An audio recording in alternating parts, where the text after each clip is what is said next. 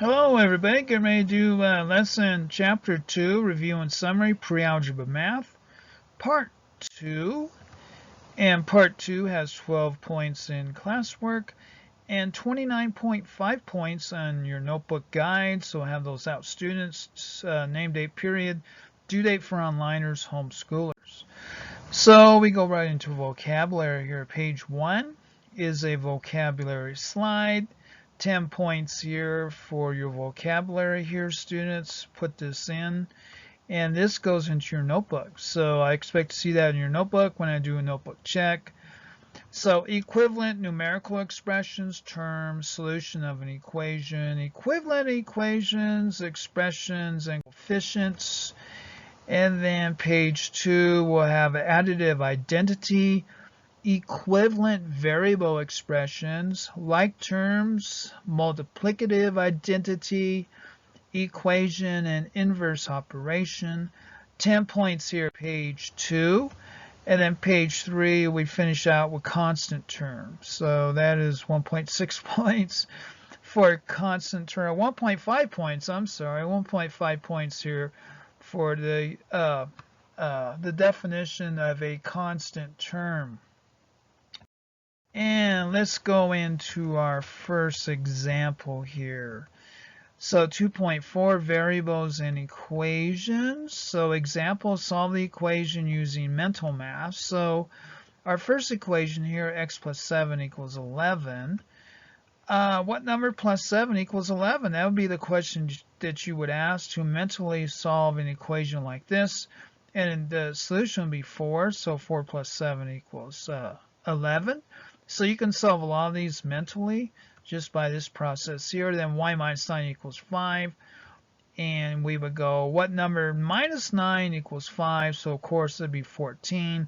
14 minus 9 would equal 5. So y would equal 14.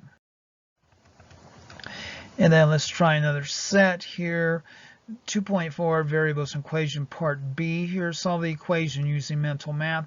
So actually part C here, 3n equals 21. So the question you need to ask yourself is 3 times what number equals 21? And of course the solution will be 7. 3 times 7 equals 21. That'd be your check. And then negative 6 equals 30 over W.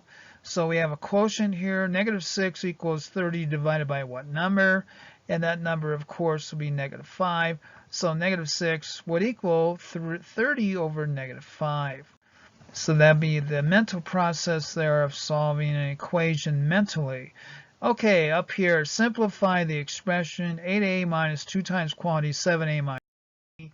So what would be the solution to that? So it's negative 2 times 7a minus 3 would be 8a. And then negative 2 times 7a would be negative 14a. Negative 2 times negative 3 would be positive 6. And then when we combine like terms, 8a and negative 14a would be negative 6a plus 6.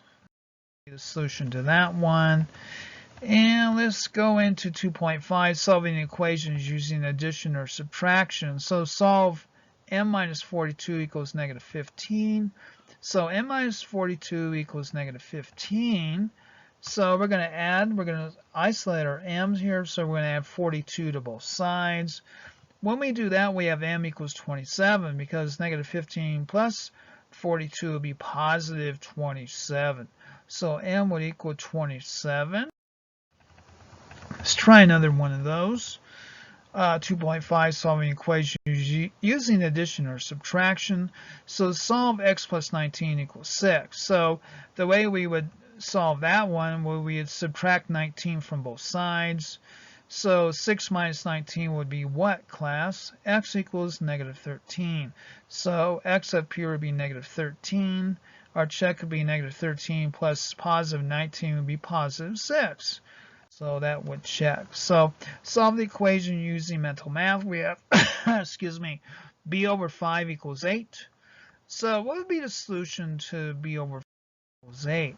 So b over 5 equals 8 would be, the question would be, you would ask yourself is what number divided by 5 equals 8? So what number divided by 5 would equal 8? And the solution would be 40. So 40 divided by 5 would equal 8. So there you go. It does check. 5 times 8 would equal 40.